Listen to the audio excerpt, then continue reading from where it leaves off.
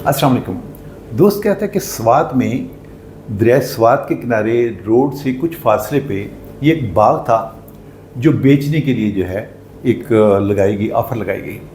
कहने लगा हमें वो जगह और वो बाग जो है वो बड़ा मौके का लगा, कीमत भी बहुत मुनासिब थी। मैंने अपने वालिद साहब को लिया, चचा को साथ लिया और हम वो जगह देखने और सौदा करने के लिए हम वहाँ चले गए। कहने लगे जब मैं वहाँ जाके पार्टी के साथ बात कर रहा था तो मेरे वालिद साहब और चचा जो हैं वो बाग के अंदर जो है वो घूम फिर के उस जगह को देख रहे थे। कहने लगा मैंने नोट किया कि उन्होंने अपनी छड़ी के साथ उस बाग को खोदना, मिट्टी जो है खोदना शुरू की और जब वो 1-1.5 फुट गहराई तक गए तो वहाँ उन्हें कुछ चीज़ मिली और वो चीज़ें क्या थी, वो गोल पत्थर थे। उन्होंने वो गोल पत्थर निकाले और मुझे लगा कि जैसे वो कुछ सोच में पड़ गए। उन्होंने थोड़े से फासले पे और 1-2 जगह पे इतनी गहराई तक खुदाई की अपनी छड़ी के साथ और उन्हें वहाँ से भी ये पत्थर मिले। तो कहने लगा कि वो मैं अब उस पार्टी के साथ बातचीत कर रहा था तो ये मेरे वालिद साहब और चचा ये मेरे पास आ गए और उन्होंने कहा कि हम ये ज़मीन, ये बाग जो है हम नहीं ख़रीद रहे। कहने लगा मुझे वो जगह बड़े मुनासिब और बड़े मौके की भी लग रही थी, कीमत भी बहुत मुनासिब थी और मैं ये ख़रीदने के लिए, बाग ख़रीदने के लिए आया था। मेरे वालिद साहब ने इनकार कर दिया। अब मेरे अंदर जो है बुज़ुर्गों का बहुत ज़्यादा अदब था, मेरे अंदर मजाल नहीं थी कि मैं उसको सौदे को बात आगे चलाता। ये सौदा होते होते रह गया। कहने मुझे बहुत अफसोस था और मैं अंदर से दिल ही दिल में थोड़ा सा नाराज़ भी था कि बुज़ुर्गों ने एक अच्छा जो है सौदा होते होते पता नहीं क्या सोच के इनके जहन में क्या आई कि इन्होंने ये सौदा जो है नहीं होने दिया। दोस्त कहते हैं कि 2 साल बाद सैलाब आया, दरिया स्वात के अंदर सैलाब आया और ये बाग और उसकी ज़मीन सारी वो बहा के साथ ले गया। कहने लगा मेरे वालिद साहब ने मुझे बताया कि वो जो गोल पत्थर आप देख रहे थे बेसिकली वो उस जगह के पत्थर नहीं थे, वो पत्थर तो दरिया के अंदर थे जिनके हम पंजाबी में गीटे बोलते हैं। ये जो दरिया के अंदर जब रोल होते थे और मार खा के वो गोल हो जाते हैं।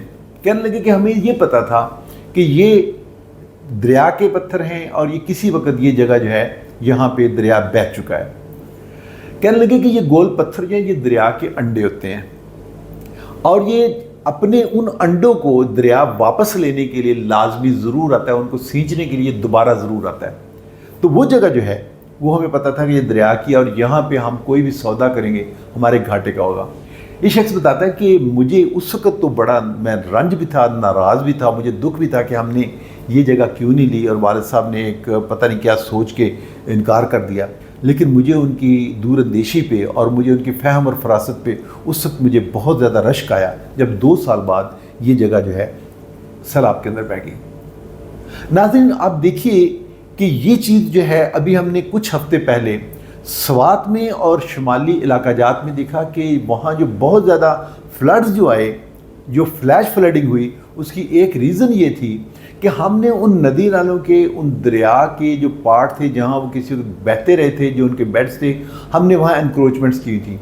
याद रखिएगा कुदरत का ये एक असूल है कि दरिया, नदी नाले ये जिस जगह बहते हैं ये पलट कर वहाँ पे उनका इश्क जो है वो उसको दोबारा उस जगह को उससे मिलने के लिए ले आता है। चाहे वो अपने अंडे खींचने के लिए आए, चाहे वो अपनी जगह जो है उस पर कब्ज़ा बताने के लिए, चाहे उस जगह से इश्क बताने के लिए आए। क्योंकि ये सारी बातें जो हैं ये मैं सोशल मीडिया में मैं भी पढ़ रहा हूँ, आप भी पढ़ रहे हैं और ये वाक़या जो है ये भी सोशल मीडिया से मैंने लिया।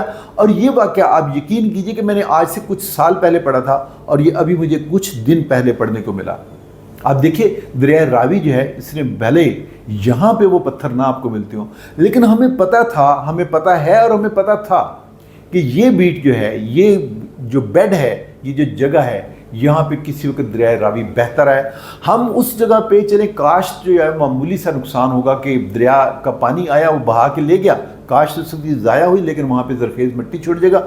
हम जब दरिया नीचे बैठ जाएगा हम दोबारा जाए साल का बाकी हिस्सा जो है वहाँ पे हम फसल काश्त कर सकते हैं। लेकिन बहरहाल हमें दरिया का जो बेड है उसके अंदर कुदरत ये इजाज़त नहीं देती कि हम वहाँ कॉलोनियाँ बनाएं, वहाँ आबादियाँ बनाएं, वहाँ सोसाइटियाँ बनाएं, वहाँ हाउसिंग स्कीमें लेके आएँ। आप देखिए कि जब हमने कुदरत के ये कवानीन जो हैं उनको हम भूले, उनसे सरफ़े नज़र किया तो हमारे साथ क्या हुआ। आज आप उन्हीं स्कीमों में जाके देख लीजिए, वहाँ पे 8-8, 10-10 फुट पानी खड़ा है।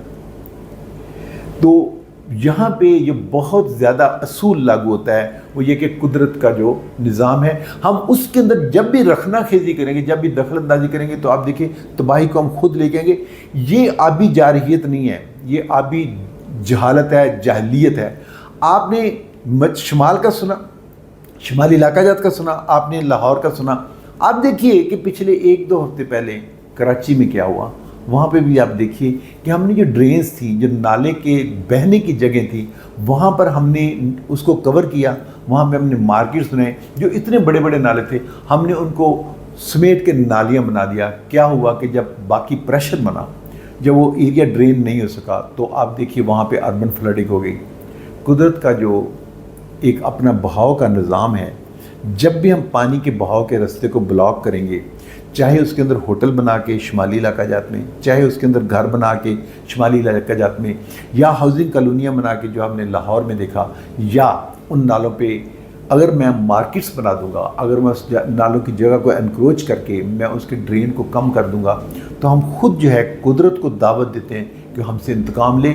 यकीन जानिए ये सैलाब, ये बारिशें हर साल होती हैं, कुछ साल ज़्यादा हो जाते हैं, कुछ साल कम हो जाती हैं, लेकिन वो जगह, वो रास्ते हमें पता है जब भी हम वहाँ इंक्रोचमेंट करेंगे तो कुदरत इंतकाम लेगी। आप यकीन जानिए कि इन बारिशों के अंदर जो भी आफात आती हैं वो हमारे अपने अमाल की वजह से आती हैं। वो जब भी हम कुदरत के बनाए हुए असूलों से रूगर्दानी करते हैं, जब भी हम नदी नालों का, दरियाओं का और ड्रेन्स का रास्ता ब्लॉक करते हैं, उस वक्त जो है हमें तकलीफ़ का सामना करना पड़ता है। कोशिश ये कीजिए कि मैं और आप अपनी इस आवाज़ को, भले इस चैनल से बहुत कम लोगों तक पहुंचेगी, लेकिन कोशिश कीजिए ये आवाज़ जहां भी आपको मौका मिले ज़रूर ये आवाज़ उठाइए कि इन कुदरती रस्तों को, कुदरती नदी नालों को, कुदरती ड्रेन्स को, कुदरती दरियाओं के रास्ते को, बेड्स को हम ब्लॉक करने वाले ना बने। अस्सलाम वालेकुम रहमतुल्लाह।